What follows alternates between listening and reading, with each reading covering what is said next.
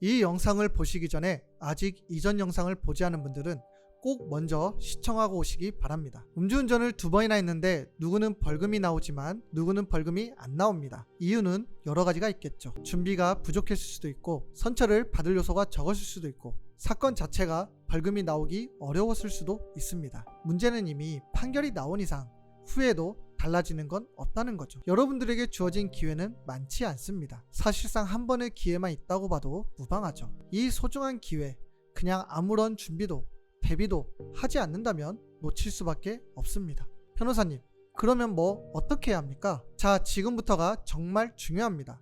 왜냐하면 그 소중한 기회를 놓치지 않기 위한 최소한의 지식을 제가 전달해 드릴 예정이거든요. 일단 제일 중요한 것은 조건입니다. 벌금을 받을 가능성이 높은 조건과 벌금을 받지 못할 가능성이 높은 조건, 이 조건만 확인해도 최소한 잘못된 정보에 휘둘려 기회를 놓치는 일은 없으니까 잘 기억해 두시기 바랍니다. 조건은 중요도에 따라서 크게 4가지로 분류할 수 있습니다. 먼저 1순위 조건은 사고입니다. 교통사고를 일으키지 않은 음주운전은 대체로 벌금형이 나올 가능성이 높습니다. 반대로 교통사고가 있고 그로 인해 다친 사람이 생긴 경우에는 벌금형이 나올 가능성이 낮습니다.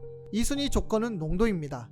당연한 말이지만 음주운전으로 걸릴 당시 측정된 혈중 알코올 농도가 높으면, 그러니까 수치로 환산해 말씀을 드리면 0.2% 농도가 나온 경우 벌금형을 받을 가능성이 낮아집니다. 반대로 농도가 낮은 경우 수치로 환산하면 0.1% 미만일 때가 되고 이때는 벌금형 가능성이 올라갑니다. 다음으로 3순위 조건입니다. 앞서 말한 조건은 그래도 어느 정도는 알고 계셨을 텐데 이 조건은 아마 잘 모를 겁니다. 바로 법이나 회사 내규 등으로 인해 해고될 가능성이 있는 경우입니다. 마지막으로 4순위 조건은 다시는 음주운전을 하지 않을 것이라는 기대감, 즉 재범 방지가 될 거라고 판단이 된다면 벌금형 가능성이 높고, 반대의 경우라면 벌금형 가능성이 낮아집니다. 간단하게 다시 정리해 드릴게요. 1순위는 교통사고 여부 및 인사피해 여부, 2순위는 혈중 알코올 농도, 3순위는 해고 가능성, 4순위는 재범 방지입니다. 자, 여기서 또 중요한 포인트 하나, 제가 벌금 받는 조건을 중요도에 따라서 순위를 매겨 4가지로 설명해 드렸는데, 그러면 각 순위의 중요도 차이가 얼마나 나는가가 관건이겠죠? 쉽게 예시로 설명해 드리겠습니다.